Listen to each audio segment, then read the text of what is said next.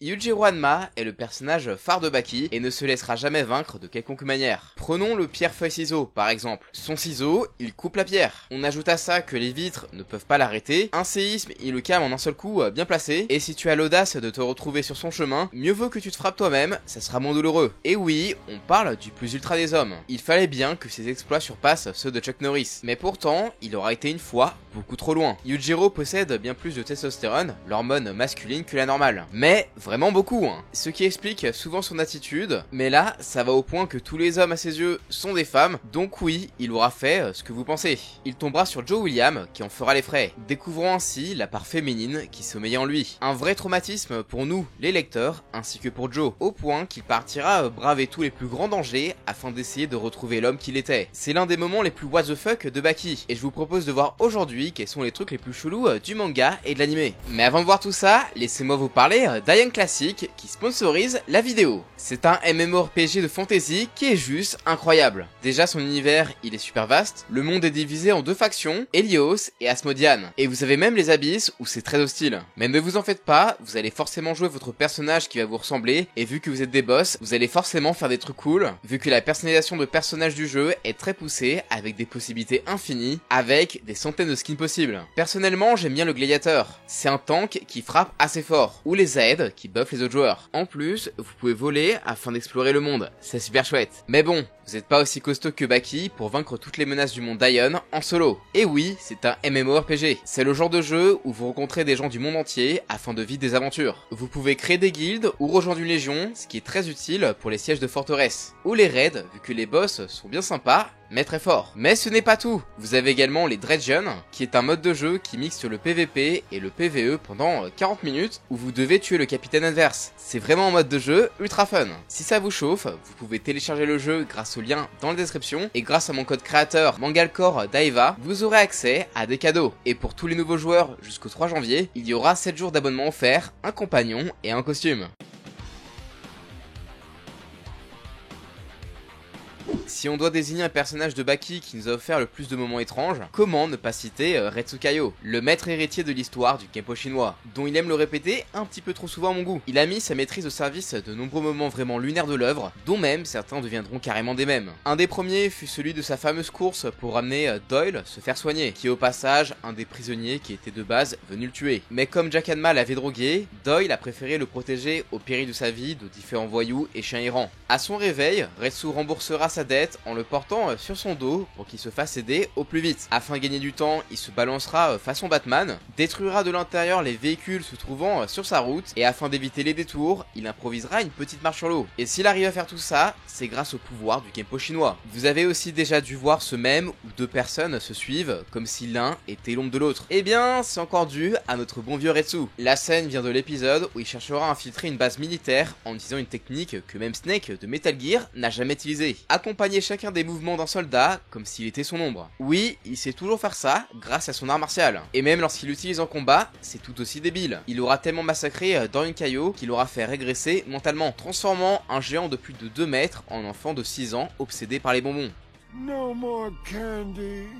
Vraiment, tous ces moments surréalistes avec Retsu sont dus à une seule chose. Il vit pour le kung-fu. Ses déplacements, ses choix, sa cuisine, tout est régi par le Kenpo chinois. Plus dévoué que ça, tu meurs. Et en parlant de dévouement inconditionnel, le cas suivant en est un bon exemple. Ici, on va parler muscles et amour, mais surtout amour des muscles. Car selon Biscuit Oliva, les négliger en préférant devenir plus fort à l'aide d'autres moyens, cela reviendrait à un adultère. Ce qui fait que tes muscles se vengeront. En tout cas, c'est son explication pour la défaite de Gevaru qu'il a littéralement explosé au sol par sa simple force brute. Le gars, il est tellement musclé qu'il survit à des tirs de fusil à pompe, il en a rien à foutre. Après, si Oliva est devenu le personnage le plus musclé de Baki, c'est seulement parce que sa copine était en surpoids et qui voulait toujours pouvoir la porter. Elle doit peser sacrément lourd car lors des rares fois on le voit s'entraîner, il soulève carrément des hélicoptères. Même si Oliva finit toujours en slip à chacun de ses combats, au moins on est sûr de son rotation. Parce que là, on va faire un petit tour du casting dans un seul arc, celui centré sur l'homme préhistorique, Pickles. Dès son apparition à la télé, sa présence a poussé tout le monde à se faufiler dans sa cellule afin de le rencontrer en vrai. On va se dire que c'est seulement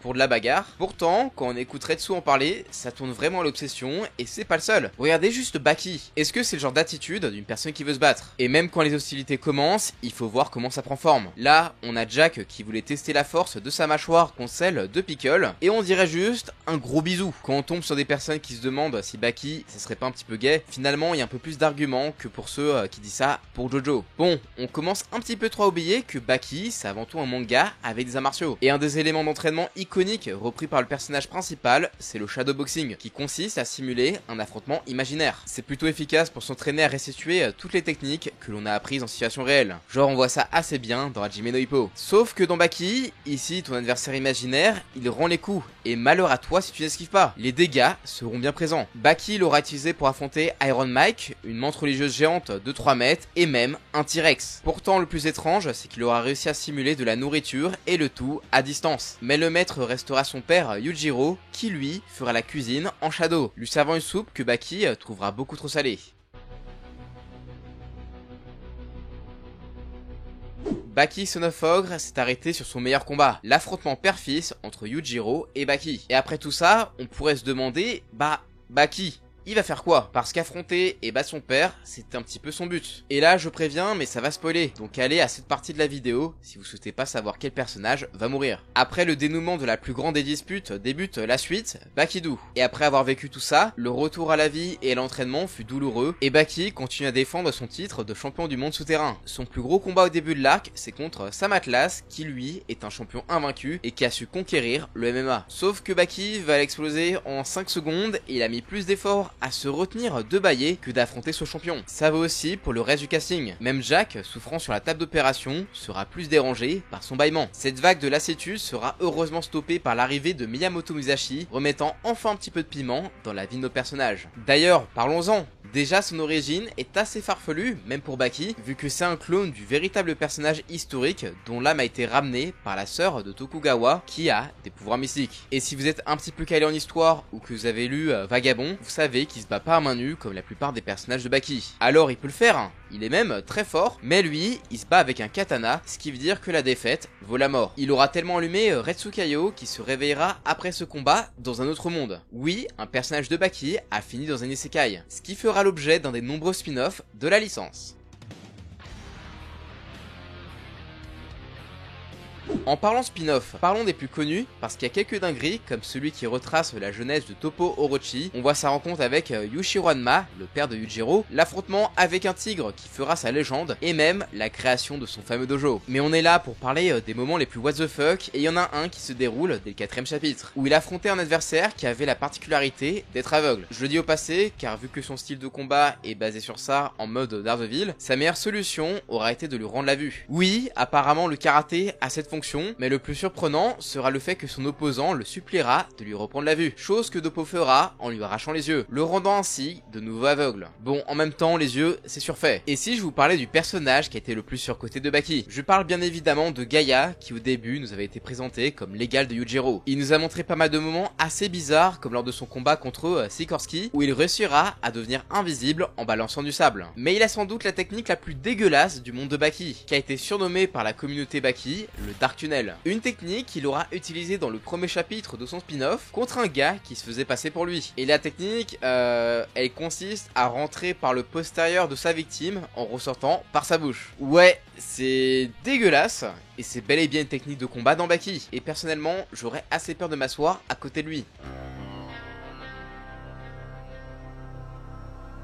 Avant de passer aux moments les plus what the fuck de Baki, selon moi, on va quand même faire le tour des mentions honorables. Vous connaissez tous Hanayama Kaoru, le fier Yakuza qui fait vraiment pas son âge. Oui, au début, il est censé avoir que 15 ans. Déjà que dans le manga, il est connu pour prendre assez cher, démontrant une résistance à toute épreuve. Et dans son Gaiden, c'est pas trop ça en fait. On le voit aller à la pêche et même avoir une copine. Même si quand il embrasse, attention c'est chaud hein, elle frôle l'insuffisance respiratoire. Et si un personnage qui en a mis beaucoup dans les dents d'Hanayama, c'est l'un des prisonniers, Spec. Il faut se rappeler que sa vie, elle n'a aucun sens. Il s'enfuit du sous-marin qui lui servait de prison pour ensuite aller boxer la Statue de la Liberté, et vu qu'il n'a pas de logement, il fera plein d'allers-retours en prison, et je vous parle même pas du mal qu'il aura causé pour se faire abattre. Et quand il sera en convalescence, on se rend compte qu'en fait, c'est un petit vieux tout maigrichon. Mais, pas de souci, il va s'imaginer faire du papillon dans un liquide ultra dense, ce qui lui a permis de développer ses muscles. Oui, c'est possible dans Baki. On peut également mentionner l'une des techniques ultimes qu'a créé Baki pour affronter son père, le dash du cafard. Ces derniers démarrent leur course à la vitesse maximale de par leur corps qui possède pas d'eau, donc ils ne subissent pas de dégâts dus à l'accélération. Devenant ainsi les maîtres du jeune Hanma, il s'imaginait avoir ce même corps liquide et se déplacera si vite qu'il cassera les doigts d'un de ses adversaires avec ses yeux. Oui, et pas l'inverse.